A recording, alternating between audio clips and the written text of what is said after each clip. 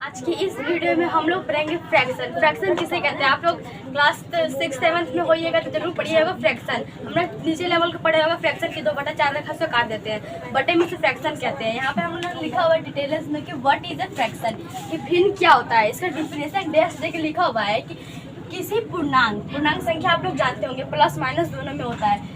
ए में पूर्णांक हम लोगों ने मान लिया है कि एक पूर्णांक है ए और एक पूर्णांक है बी। इसे भाग देने पर अगर हम ए की जगह पर संख्या रख दे 2 और इसकी जगह पर संख्या रख दे 4, हमने मान लिया कि ए और बी क्या है, कोई पूर्णांक संख्या। अगर इसे हम लोग भाग देने तो भाग देने पर प्राप्त संख्या, भाग देने पर क्या होगा, हमें कोई संख्या प्राप्त होगा, वो फ्रैक्शन कहते हैं। मतलब कि अगर हम किसी संख्या से किसी संख्या में भाग देंगे, ए बी में भाग देंगे तो हमें कोई संख्या प्राप्त होगा, तो उसी को क्या कहेंगे हम लोग फ्रैक्शन कहेंगे। क्या कहेंगे? फ्रैक्शन।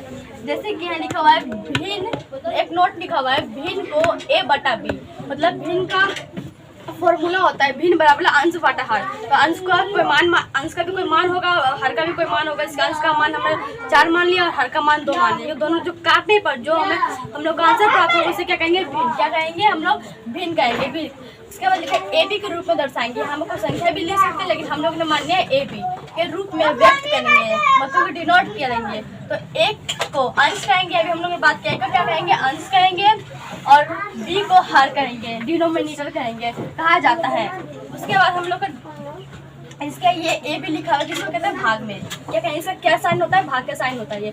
अगर ये इसको हम भाग को क्या बटा में भी लिख सकते हैं, ठीक है। भाग को क्या करेंगे? बटा में भी लिख सकते हैं। ए लिखा हुआ है बटा में, ये हमारा अंश बटा हर के रूप में हो गया, ये भिन्न के रूप में हो गया, तो हमारा फॉर्मूला निकल जाएगा भिन्न बराबर अंश बटा हर, ठीक है। भाग को परिभाषा से, जिसकी हमने बी में ए को भाग दिया है तो हमें कुछ ए प्राप्त हुआ है। सबको हमने क्रिया करने के बाद हम लोग कुछ प्राप्त हुआ है ए, तो इसी को हम लोग कहेंगे कि हाँ हमारा फ्रैक्शन सिद्ध हो गया, कि ये हमारे फ्रैक्शन में हो सकता है। जैसे कि 1/2 लिखा हुआ है, ठीक है।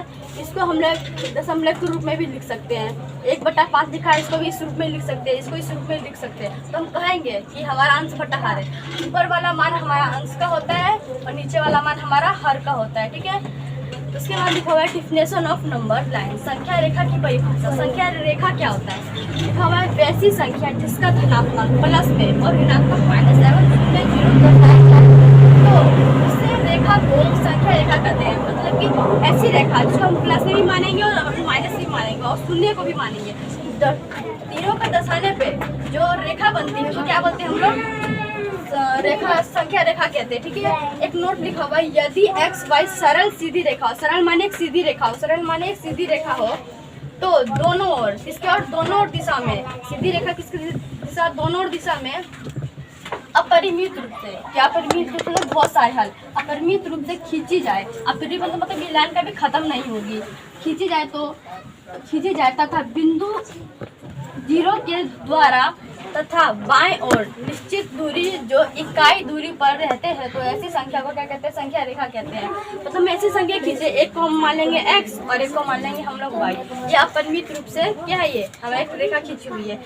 इस रेखा में हम लोग मूल बिंदु को डिनोट करेंगे, ठीक है। और एक तरफ माइनस में हो, मतलब ऋणात्मक में हो, और एक तरफ धनात्मक में हो, ठीक है, प्लस वाले में। तो हम लोग कह सकते हैं कि हमारा क्या एक संख्या रेखा है, ठीक है। क्या है? हमारा एक संख्या रेखा। इसको हमने मान लिया मूल बिंदु। ये हमारा लेफ्ट साइड हो गया, ये हमारा राइट साइड गया, तो हम लोग कहेंगे कि हमारा सिद्ध हो गया, ये हमारा एक रेखा बिंदु है, ठीक है। आज